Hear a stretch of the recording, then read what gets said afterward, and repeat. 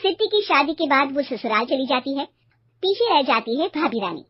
सिद्धि के ससुराल जाते ही भाभी कहती है, अरे वाह जी वाह, सारे कपड़े मेरे।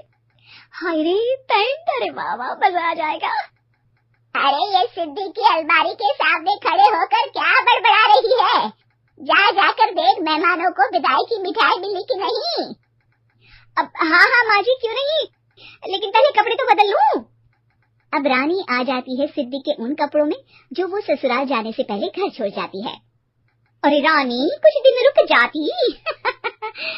अरे ये तो सिद्धि बिटिया को मैंने ही दिया था, बड़ा ही फबता था उस पर, तुझ पर तो कुछ खास नहीं लग रहा। अब वो ना मेरे सारे कपड़े गीले थे तो सोचा पहन लूं। वैसे भी सिद्धि को कौन सा दिन पुराने आउटडेटेड कपड़ों को पहनना है। वैसे भी ये सूट तो मैंने तभी पहना था, वैसे खास है भी नहीं ये। हाँ हाँ ठीक है, लेकिन ना मेरी सिद्धि पर तो जमता था।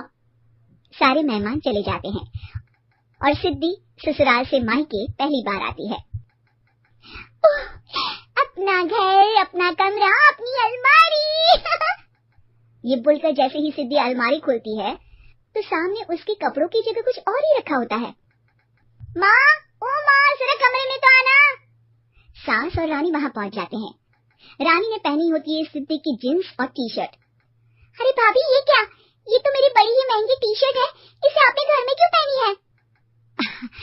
अरे बहुत मिलती है दीदी ये चौक की मार्केट में, 150 में। ओ भाभी प्लीज, ये एरोपोस्टल है, 2000 की एक टी शर्ट।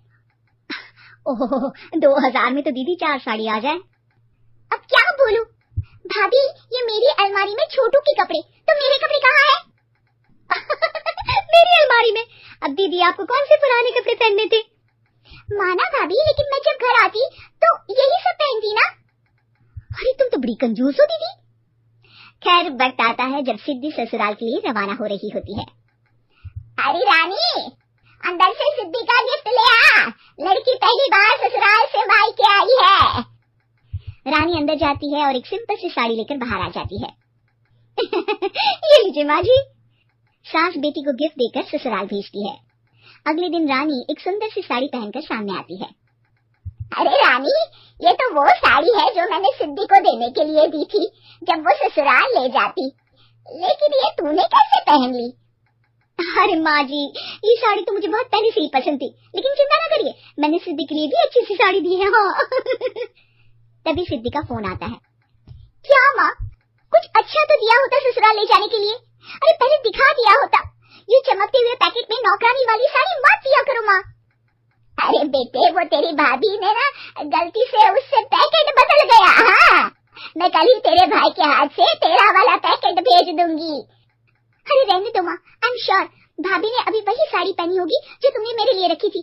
तुम तो समझ नहीं पाई उनको। खैर छोड़ो, मैं ज्यादा बोलती अच्छी नहीं लगती, रहने दो, आपको उन्हीं के साथ रहना है, फिर बात करेंगे। सास को रानी पर गुस्सा आ जाता है। वो उसके कमरे में जाती है जहाँ वो शादी का एल्बम देख रही होती है। रानी, मार्केट जाकर एक ऐसी ही साड़ी लेकर आ, कल प्रतीक जाकर सिद्धि के घर दे आएगा। अरे क्यों माँ जी, कितनी साड़ी देनी है दीदी को, यहाँ कोई सेल लगी है क्या? अरे चुप कर, मेरे बेटी के हिस्से की साड़ी खुद पहन ली, अब ज्यादा ज्ञान बांट रही है। एक दिन सिद्धि का फोन आता है। माँ, मेरी सास ने आप सबको खाने पर बुलाया है। सारे लोग सिद्धि के ससुराल पहुँचते हैं। खाना खाकर वो लोग निकल रहे होते हैं कि सिद्धि की सास सभी को गिफ्ट देती है। अरे बहन जी, बेटी के घर का खाना खा लिया, यही बहुत है जो आप ऊपर से गिफ्ट भी दे रही है।